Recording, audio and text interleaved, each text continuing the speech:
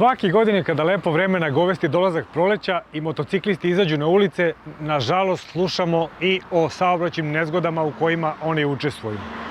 Nažalost, tako i ove godine, od početka godine do sada već je poginulo 9 motociklista, od čega čak 5 u martu, iako još nismo dobacili ni do pola meseca. Mi smo zbog toga danas ovde u Beogradu ispred auto škole Pravo, jedne od najpoznatijih kad je u pitanju obuka za motocikliste, da popričamo malo o tome šta je to o čemu bi trebalo da povedu računa i vozači motocikala i vozači automobila da bi što manje bilo međusobnih konflikata i saobraćajnih nezgoda.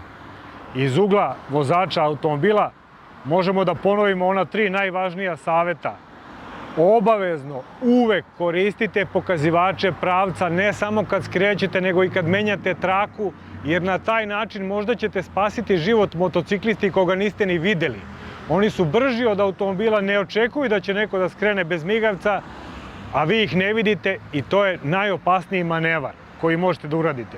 Druga stvar, uvek gledajte u retrovizore i u glavni i u bočne. Možda će neko od njih da vas obiđe i sa desne strane, da vas pretekne, iako to ne očekujete. I treća stvar, kad se zaustavite negde na ulici, nemojte otvoriti vrata naglo, a da prethodno niste pogledali u bočni retrovizor. Ako naiđe drugi auto, nije problem, otkinuće vam vrata, ali ako naiđe motociklista ili vozač trotineta, bicikla, njega to može jako skupo da košta. A o čemu motociklisti treba da vode računa da bi sačuvali i sebe i druge, pitaćemo Bojana Vraneša iz auto škole Pravo. Prvo bih da skrenem pažnju na jednu stvar, a to je da više sezona nije samo letnja pa prolećna, nego su se motori vozili i cele zime. Tako da vozači bi trebali ipak da imaju obzira svo ovo vreme unazad na motoriste, jer puno ima dostavljača hrane koji voze ove male mopede i da kažem da im oni ne izlaze iz očiju, stalno ih vide. Ono što treba da obratimo pažnju, ono šta treba motoristi da rade, a to je obavezna zaštitna oprema, najmanje kacige i rukavice, da razmišljaju kada obilaze vozila, odnosno kad ih pretiču, da to ne rade nikako sa desne strane. Primećujemo da dosta vozača ne koriste pokazivače pravca, pa da očekuju da neko neće dati te pokazivač pravca i da budu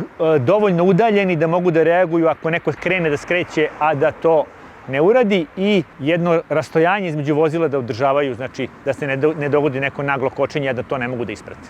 Takođe bih još dodao nešto što se dešava stalno, a to je obilaženja vozila koje recimo stoje na semaforu. Možemo da ih obilazimo dok stoje. Ako već izađu na tu neku početnu liniju ispred svih vozila, dobro bi bilo da zagrade prvo vozilo ispred sebe, jer ako im krene nešto po zlu pa im se ugasi motorcikl, ta vozila koja su iza njih će sačekati da krenu. Ako ostanu između vozila, može se desiti da ih treći, četvrti vozač ne primeti da tu stoje, krenu svi pored njih i može neko da ih zakači. Tako da je to moj savjet. I za kraj, možda najvažnija stvar, da poštujemo brzinu, da se ne desi da idemo brzinom koju vozači automobila ne očekuju i pri toj brzini, da kažemo, oduzmu nam prednost, pravo prvenstva, a nisu nas očekivali da tom brzinom dođemo do njih. Znači da malo strpljivije vozimo i pažljivije kad smo u nekim situacijama gde možemo doći do kontakta sa vozilom. Iako motociklisti često ne poštuju ograničenje brzine kretanja, treba imati na umu da je upravo to jedan od najčešćih uzroka saobraćajnih nezgoda. Statistika pokazuje da čak 70% saobraćajnih nezgoda nastaje upravo zbog prekoračenja dozvoljene brzine kretanja.